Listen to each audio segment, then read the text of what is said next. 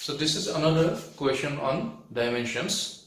It's given that force is equal to minus eta. A is the area and this is velocity gradient. Now let me tell you something here.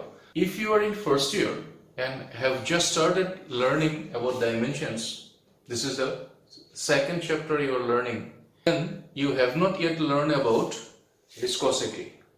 This eta is the coefficient of viscosity.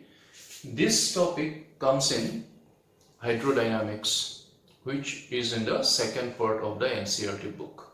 So right now the terms here are unknown to you. What is a velocity gradient? What is coefficient of viscosity? In fact, what is viscosity? When you will learn that chapter, hydrodynamics, this formula will become very common for you. At that time, solving this problem will be much easier for you. So you can do two things.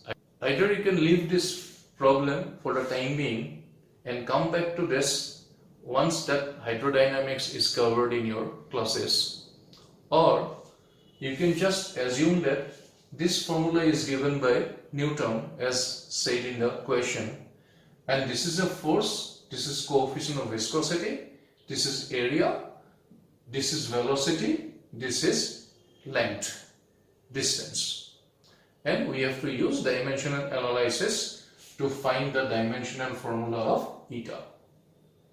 So if you can proceed with that assumption, then you will understand the solution of this problem and you won't find it difficult.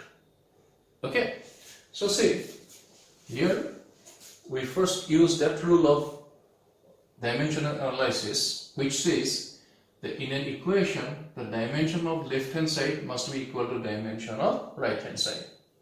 So let's write it in dimensions. So dimension of force is equal to dimension of eta, dimension of A, dimension of, this is called velocity gradient, this is delta V, this is delta X.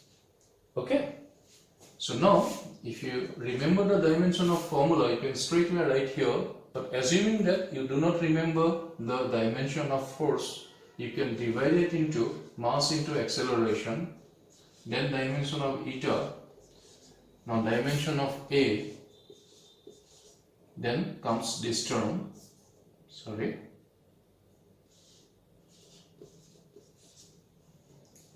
Now start writing the dimensions. This is mass, so m to the power 1.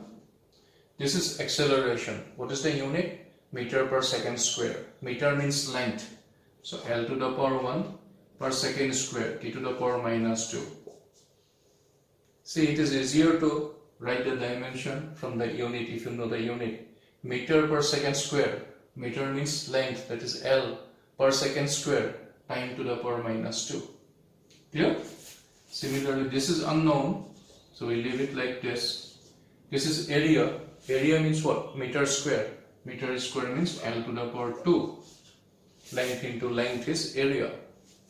Here, delta V, that is change in velocity.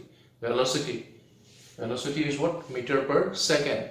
So L to the power 1, t to the power minus 1. This is delta X, that is, it is the distance. Distance means this is L. L to the power 1.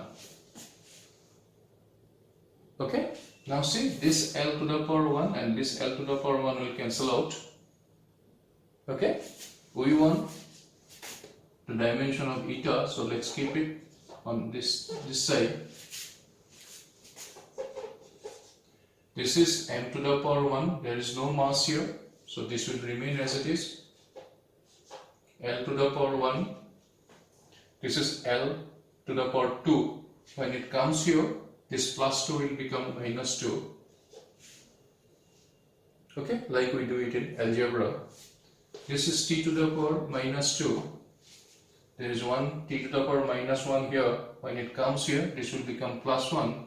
So this will become plus 1. So we have considered this, this had already cancelled out. Now you simplify it.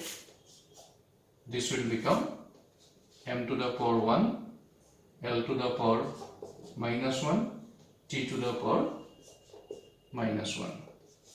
So this is the dimensional formula of eta. If you look at the options, this will come out to be option D. So the correct option here is option D. So see the process how we have done it.